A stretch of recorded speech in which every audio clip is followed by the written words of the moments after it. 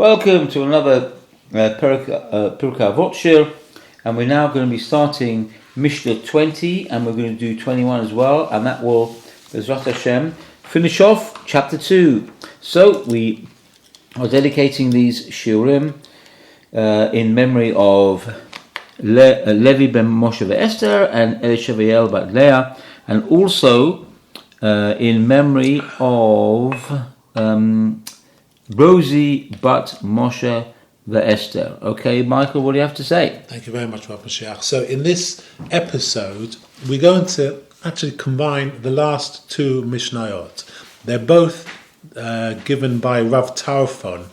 And who is Rav Tarfon? But they basically give this one singular message that's combined into two Mishnah. But let's discuss who is Rabbi Tarfon. He was a student of Rav Yochanan ben Zakkai, and he was a Kohen. He was one of the most prominent members at the academy at Yavne. His opinion was always the first solicited. Rabbi Akiva was also his student and his colleague. His Torah knowledge was encyclopedic and was legendary. All who came to discuss Torah topics with him left greatly enriched, as we heard in Avot, the Rabbi Nosson, which is like another parallel Pirkei Avot. He was a resident of Lod. He spent his vast wealth supporting less fortunate Jews. Talmud Yerushalmi refers to him as the father of all Israel. He and Rabbi Akiva promulgated the famous statement, "Had we been members of the Sanhedrin, we would never have administered capital punishment," as we learnt in Makot 110. In other words, they would have sought not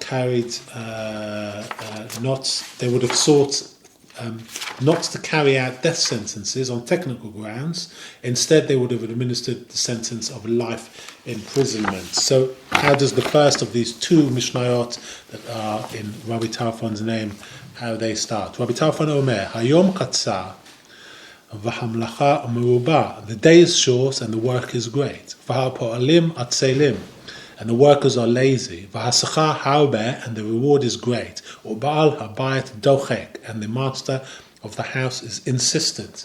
The Rambam regards this as a metaphor for the brevity of years and multitude of wisdoms and the laziness of men to seek it, in spite of the great reward for them and the multitude of notices in the Torah and its warnings to seek wisdom and study.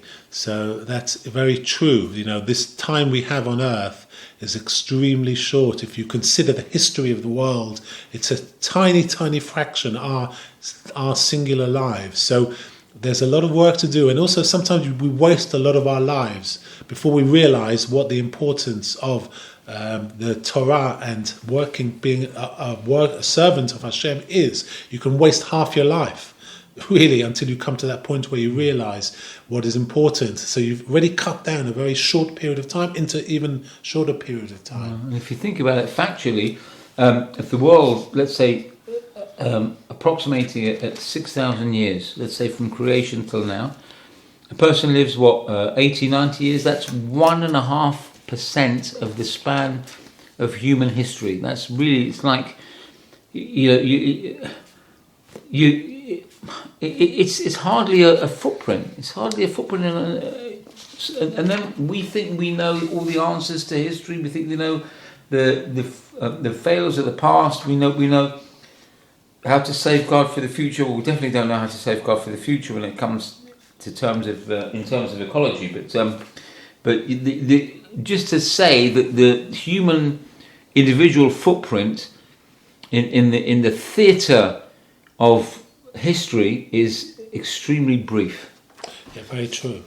Rabbeinu Yonah commentates on this and says about the day is short.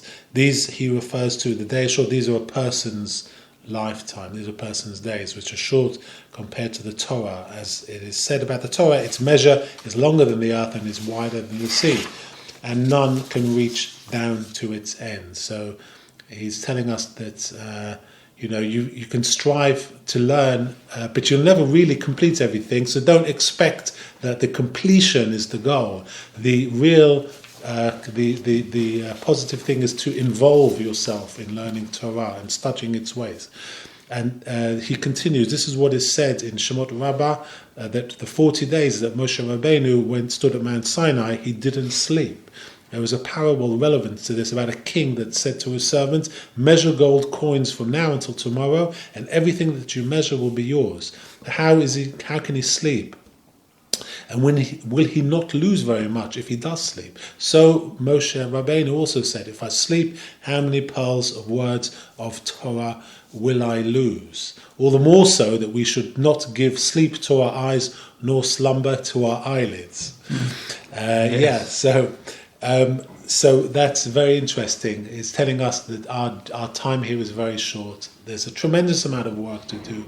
Don't be lazy, because there is a tremendous reward. Your reward is not based on the completion of the job. Your reward is based on your involvement and your intentions during your involvement in the study of Torah and the Darkei Hashem.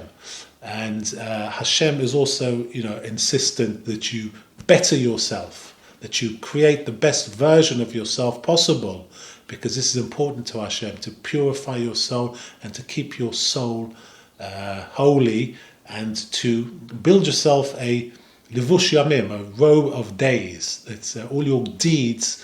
You should be like a beautiful multicolored coat that you wear invisibly to the naked eye, but is clear to Hashem.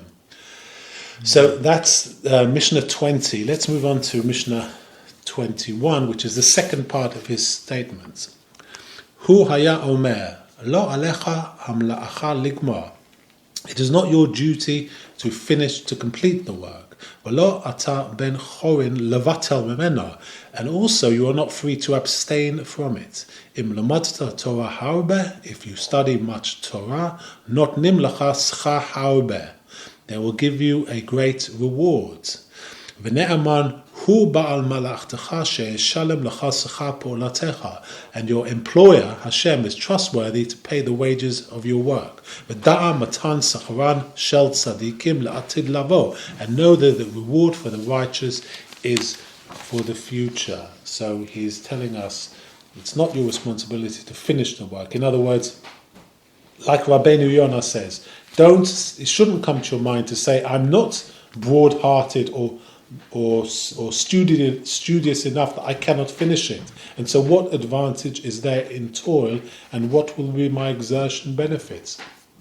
He's saying, it's almost impossible, even if you study every day, to completely study and understand in depth everything that Hashem has given us to learn. So don't say, just because I can't finish it, what's the point in starting? It's your involvement and the levels that you delve into the Torah, and also how you apply it to your life and to your family. This is important. This is what Hashem will looks at in terms of how much of the job you manage to do. And regarding the statement, you are not free to desist from it, Rabbi Yonah says that you will not say, since I'm not obligated to finish the work, I will not pain myself, but rather I will only study 1 hour each day. The matter is not like this, as you are an acquired slave to Hashem, to meditate over it day and night. And then you will make your path successful, and then you will be enlightened. So basically, that he's giving you the message that stay constant in your study. Don't just treat it as a pastime that you do when you finish all your other day's activities. Start your day after prayers with learning. Start it on the right foot. Then do your worldly matters afterwards.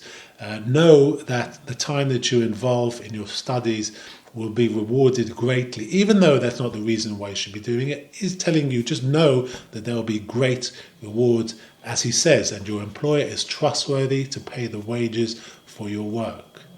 And know that the reward for the righteous is for the future. This he is referring to Olam Haba. So beautiful message there from Rabbi Tarfon, and that concludes Perek Base of Pirkei Avot. Yay! Fantastic. Well done, Michael.